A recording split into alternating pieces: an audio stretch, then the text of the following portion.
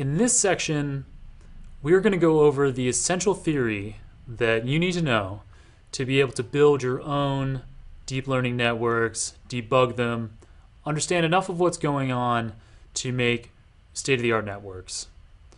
So I'm not going to dive super deep into the theory of this. We're going to go over a little bit of the mathematics. We're going to whiteboard a fair bit.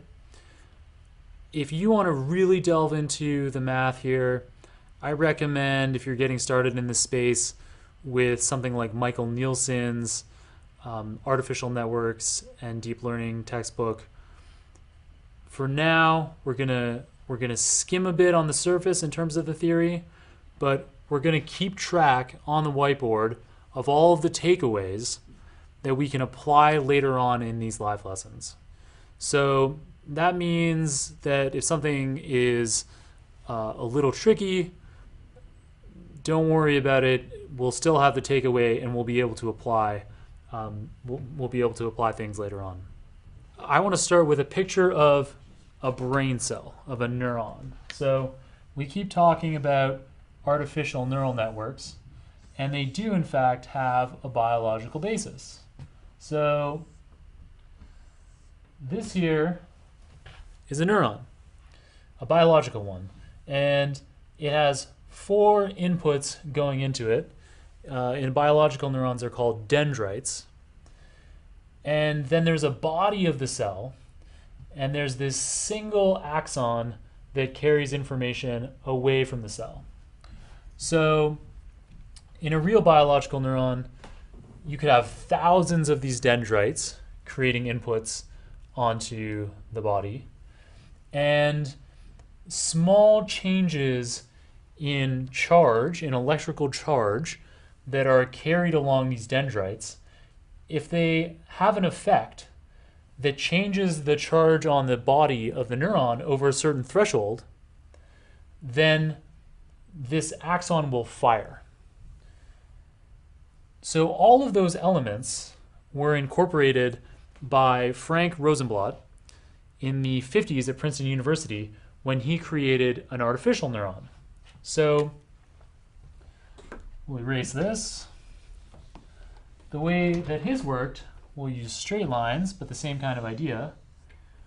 There was a cell body that's doing some kind of computation, and there are as many inputs into this neuron as you like. We'll just use 3 in our example here.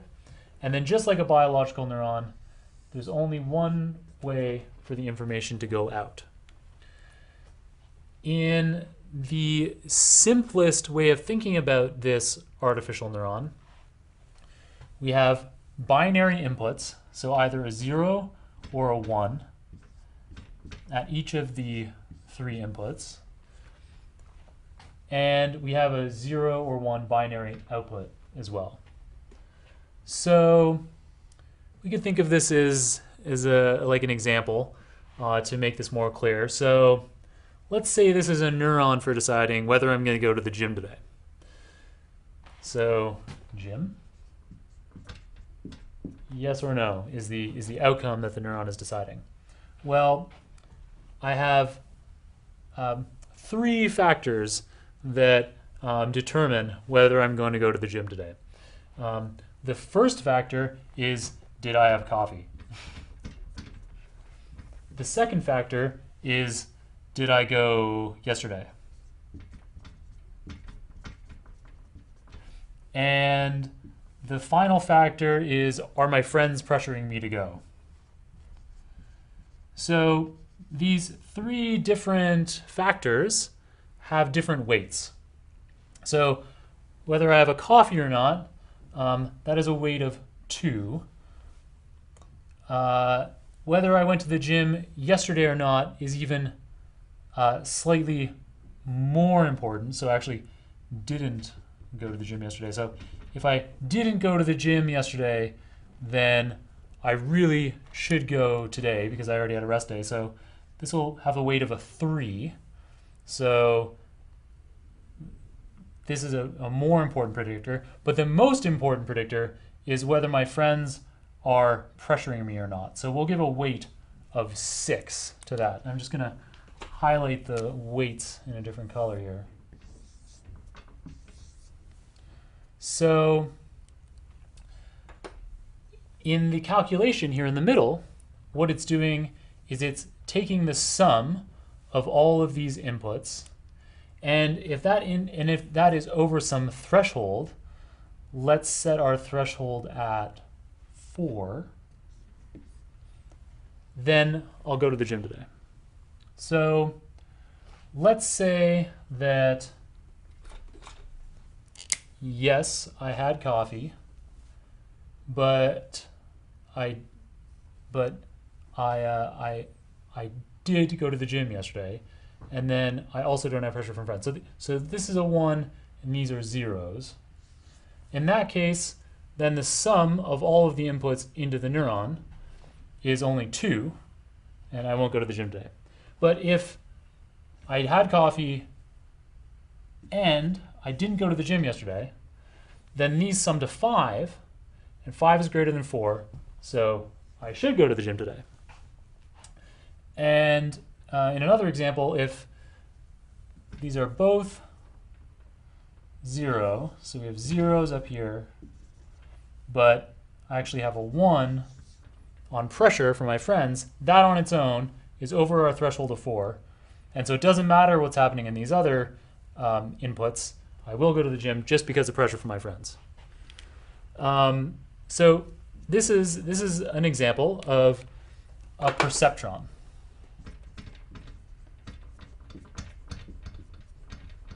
A perceptron is the simplest way of thinking about artificial neurons because it only has these binary inputs and a binary output.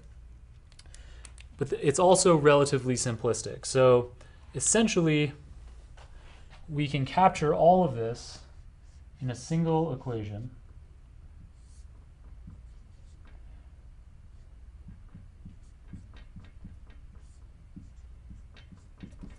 So we have our weights are designated, that's the green here.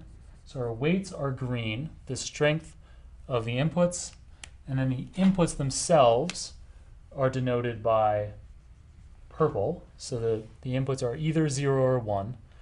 And so in this case, we had, so for that last example, our weights were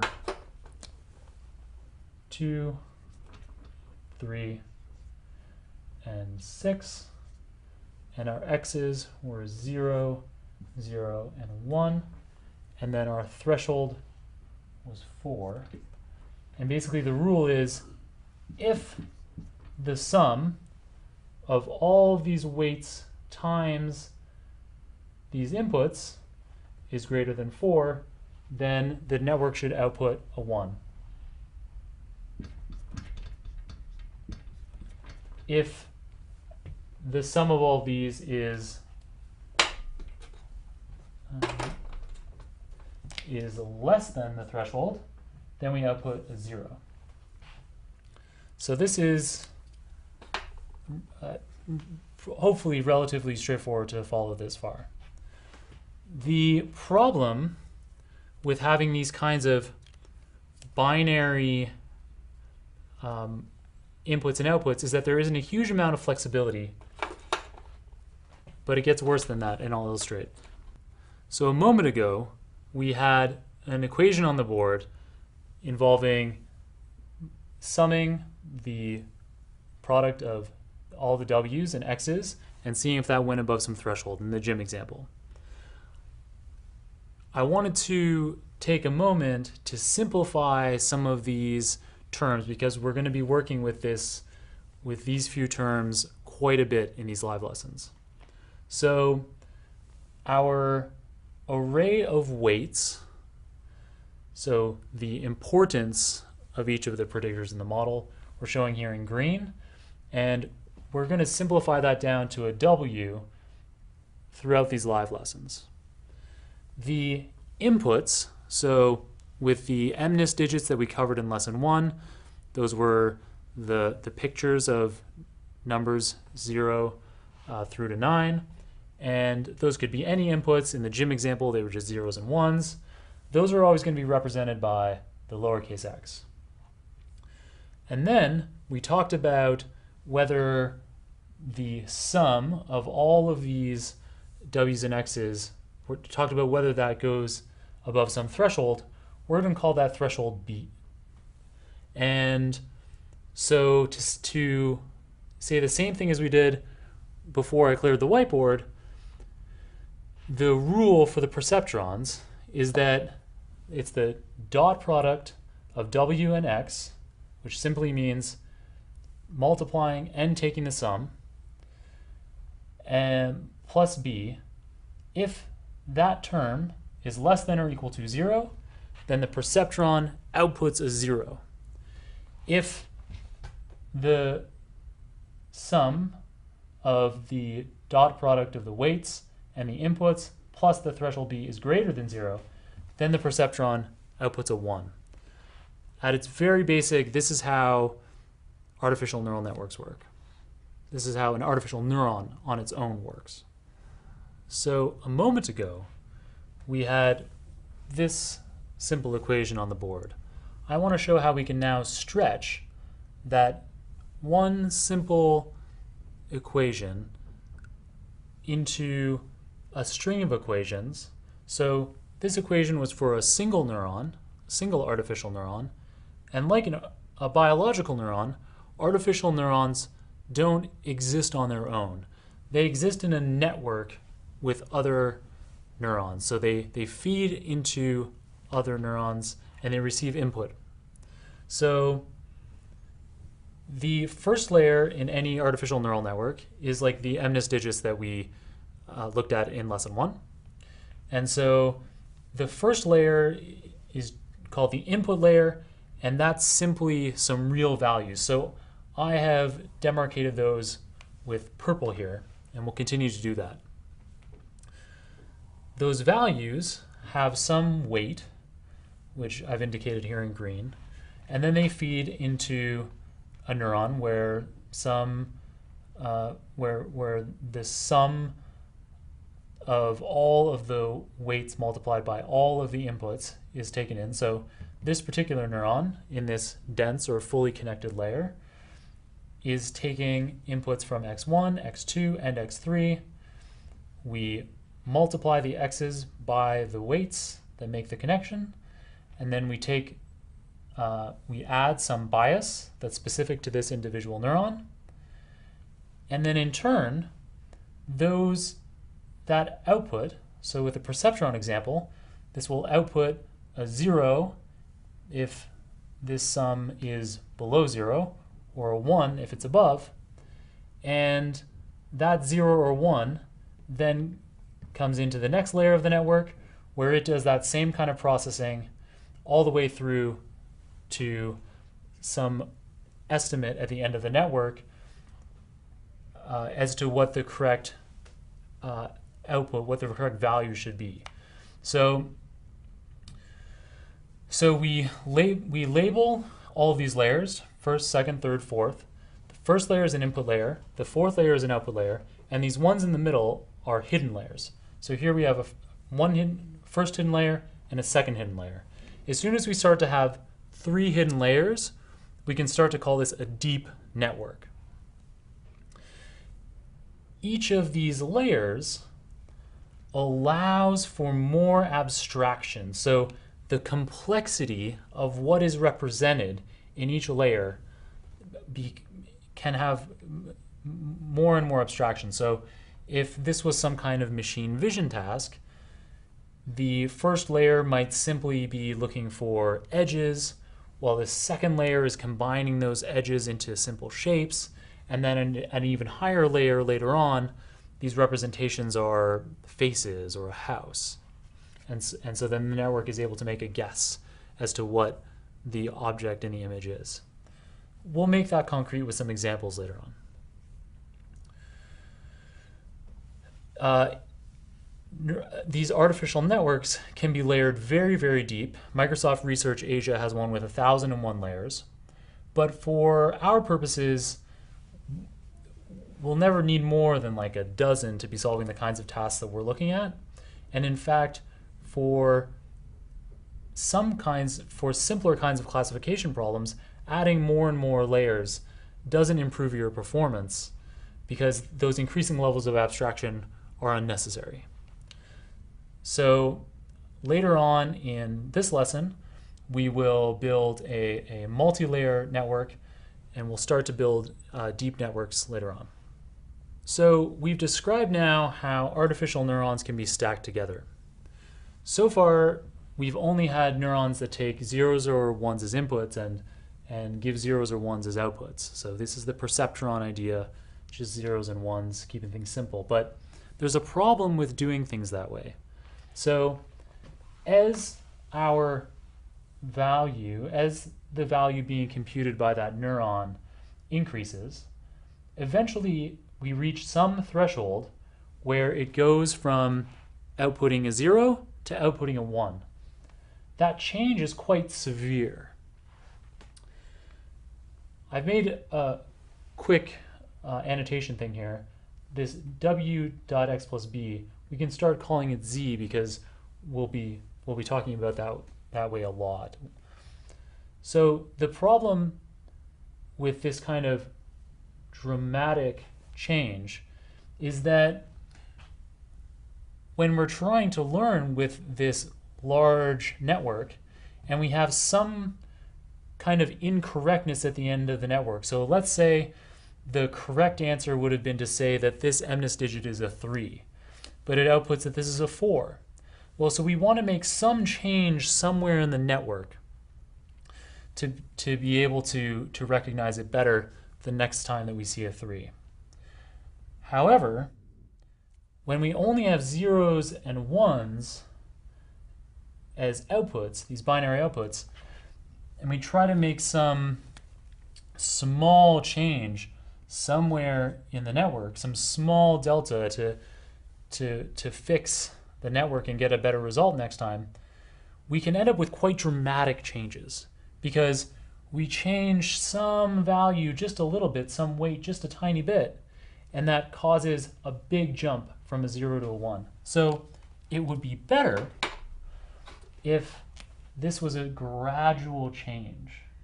So if we had a shape something more like this, and in fact, we can do that. So all we have to do is transform this shape. So we're going to get on a code example in a second to show how this happens. But this is called a sigmoid function. And so we are able to gradually have this change in output.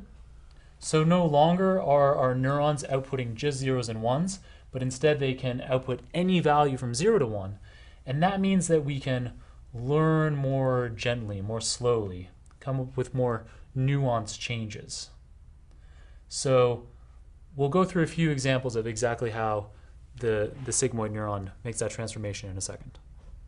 On the last whiteboard, I said that we can transform this z, our output from the neuron, from this severe binary shape to this smooth shape from 0 to 1. So the way that we do that is we transform it with the sigmoid function, and it's a relatively simple function. We simply take that z and we take it through this operation. So on my laptop here, I have created a notebook that you guys have in your TensorFlow Live lesson. So there's this sigmoid function notebook, and we're going to use the function that's in there to show how these transforms happen. So if we have a very small value in here, so like negative 100, if the output from the network was a very, very small number, then the sigmoid still outputs a very, very small number. If the output is very large, so 100, then the largest number that it gives is a 1. So you can see how values cannot be smaller than 0 once they go through the sigmoid function, and they can also not be larger than 1. if the value is somewhere in the middle, then you end up with some value in between 0 and 1. So it's this very simple method to achieve our ability to make small changes throughout this network that allow gradual learning. So we've now talked about two different kinds of neurons. We've talked about perceptrons, which only have the binary output 0, 1. We have the sigmoid neuron, which has this gradual value from 0 to 1. There's two other neurons that we're going to add to our arsenal of options. So in addition, there's a tan-H, or pronounced tanch. And this is very similar to the sigmoid. It has a slightly different equation that gives us outputs from -1 to 1. In addition, there's the rectified linear unit, which does not output values below 0, but it has no maximum. So whatever our Z was going in, it clips the value at 0 and then simply outputs the value Z if Z is above 0. So this is simply the maximum of 0 or Z. It's a rectified linear unit. It sounds like a completely different idea than we had with these other three kinds of neurons, but it ends up working in a similar kind of way. And this unconventional way of thinking about things has ended up becoming state of the art. So perceptrons are this kind of outdated way of doing things that make it relatively simple to explain how we move from biological neurons to artificial neurons, but we certainly won't be implementing any of those in our code. Sigmoid neurons, this 0 to 1 output that we covered in the code demo a second ago, that you could use in practice, but it's very slow relative to the results that you can get from a tanch neuron. So given the option of these three, we would pretty well always choose a tanch neuron in our networks. And then there's this relatively new neuron type, the ReLU here that we described. This is the one that we're going to be using the most. There may be some situations where if you feel like you're not getting the highest performance you could be, you'll be using the tanch instead. So certainly we'll always be focusing on one of these two options. So now that we have defined our 4 types of neurons that we're going to work with in these live lessons, we need some way to quantify when our neurons are wrong if we're going to figure out how they're going to learn. So the most common way of doing that in machine learning is to use a cost function. So these cost functions quantify the difference between the output that we're getting from a neuron and the output that we would like to have from a neuron. So as throughout these live lessons and in machine learning convention in general, we use the variable y to represent the label, the output that we would like to have. So this could, for example, be a 0 or a 1. And then A is the output of the neuron. So we have Z, which we've talked about a lot. We pass that through some kind of function, which could be sigmoid or tanch or ReLU, and then that gives us A. And if the difference between y and A is large, so if the desired value of y is 1, but the A is 0.8, that isn't too bad of a difference. If this was supposed to be a 1 and the value here is 0.2, then that's a larger difference. And when we square that second value, it will be a large cost. And then when we sum that value across all of the samples that we have, all of the labels and samples that we have, we end up with we end up with our total cost across a given sample.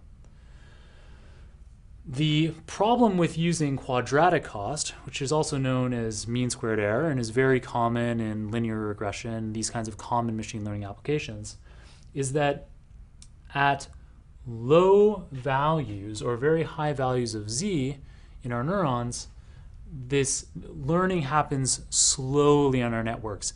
And across the tens of thousands or millions of neurons that we have in our networks, that ends up creating an appreciable slowdown in learning. So typically, the cost that we'll use is cross entropy. Now, it has a bit of a complex looking formula. And so we're going to quickly look at a code demo of how this cross entropy works.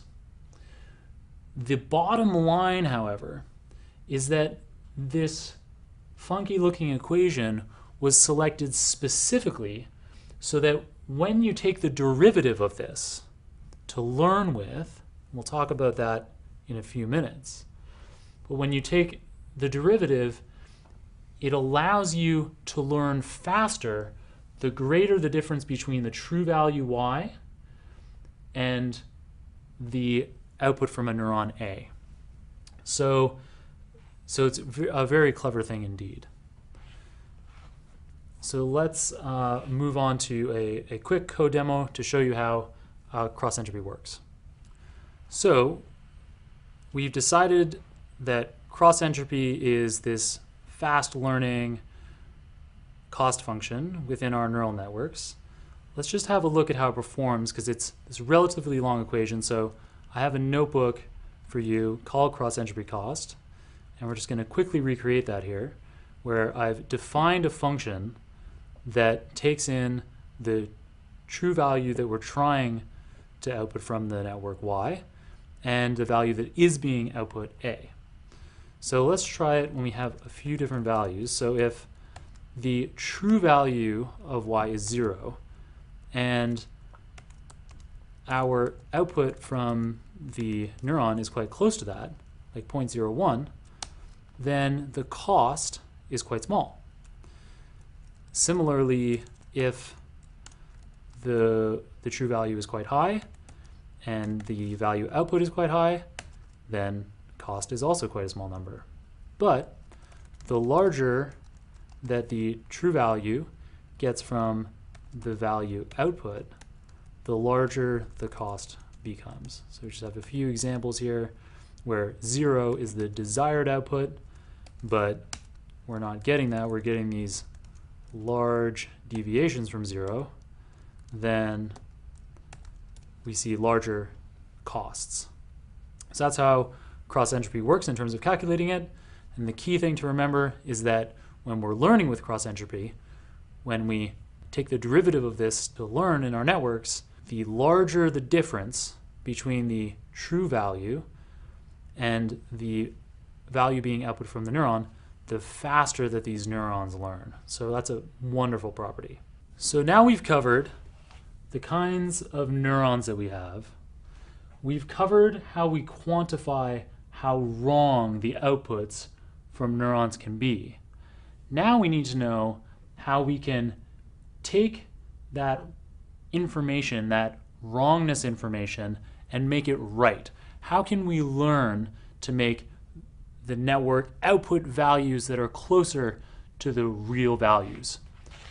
Well, we're going to use gradient descent, which for people familiar with machine learning, you'll have seen this everywhere. So gradient descent is a common approach for figuring out how to learn, how to find the lowest cost possible. So this is a simple one-dimensional example where we only have one parameter. So this could be a weight in a neuron, this could be a bias in a neuron, and the neurons start with random initial values.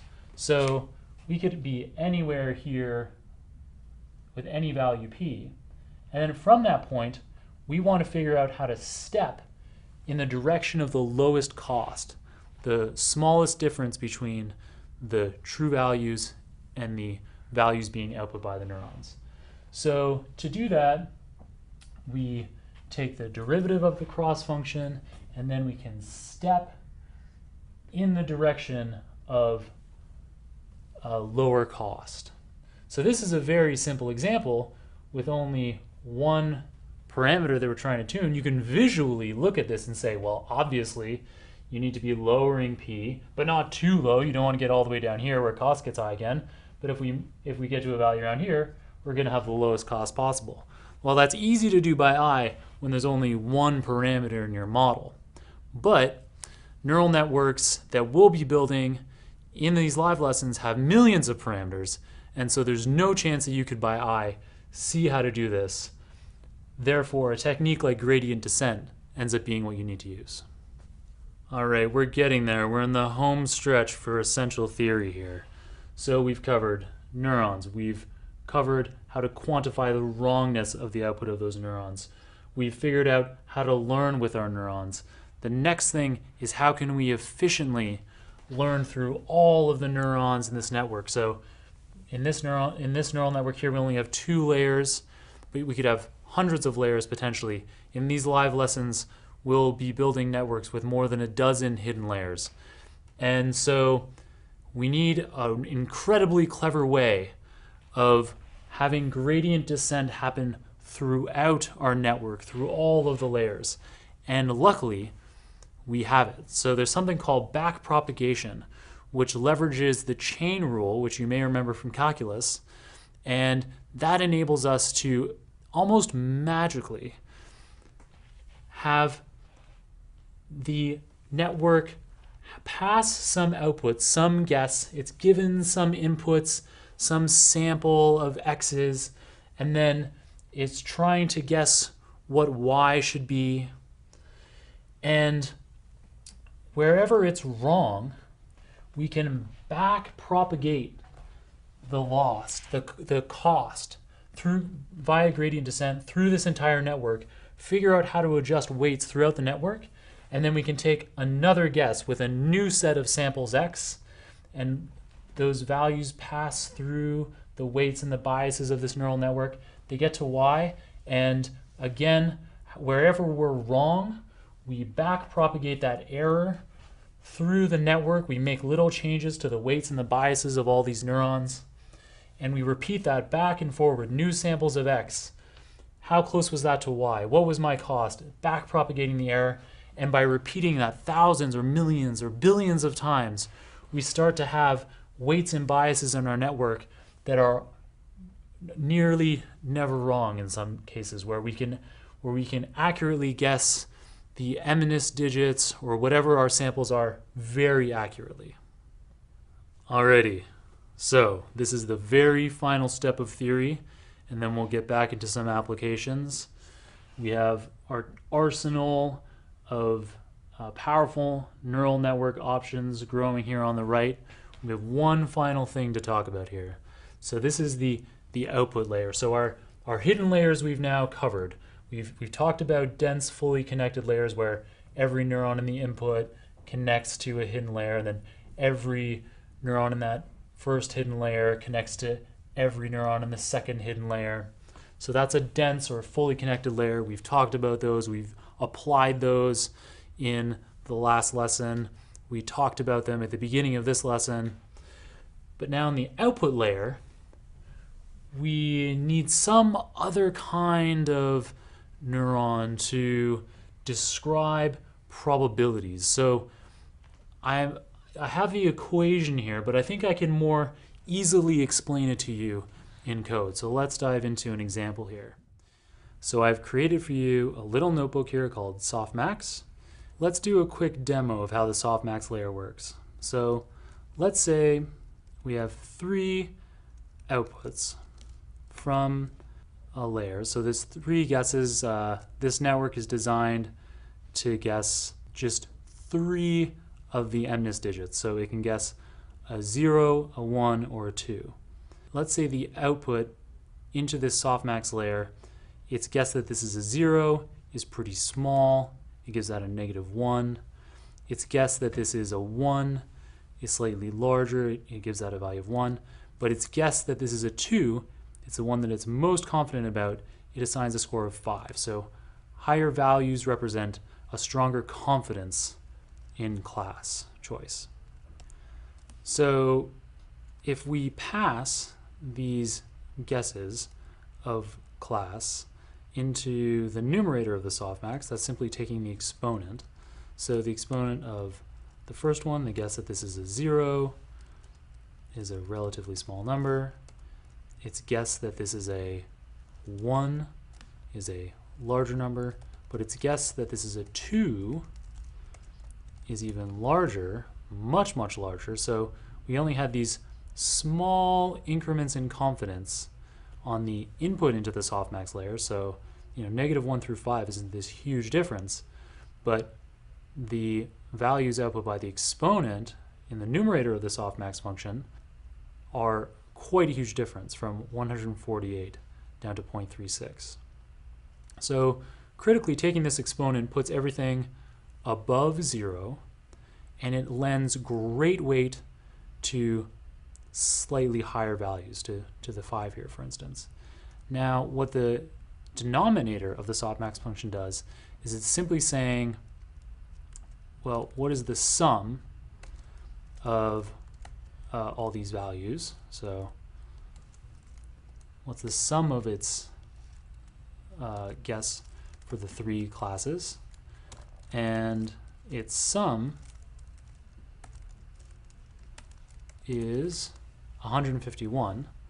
So then we have kind of a probability.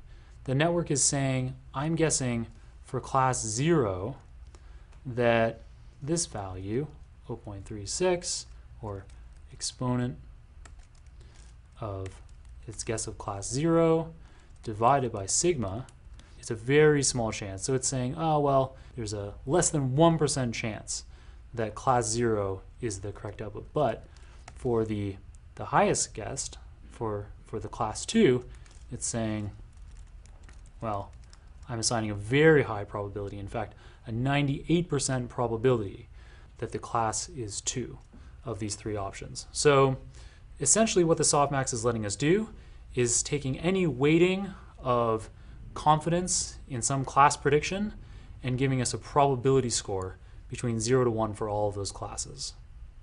All right, you made it to the end of the essential theory. So now we're well positioned to be building some even more powerful neural networks going forward. So we know what kinds of neurons we can have, and we understand how they function, how they take inputs and create outputs. We understand how to quantify how right or how wrong the outputs from those neurons are. We know that we have gradient descent to learn how to decrease the wrongness of our neurons. We know how we can use backpropagation to learn how to learn through the entire network, no matter how deep it is. And then we also we've added to our arsenal of layers the softmax probability output layer on top of the dense layer that we'd already gone over earlier. So we're all set. Let's move on.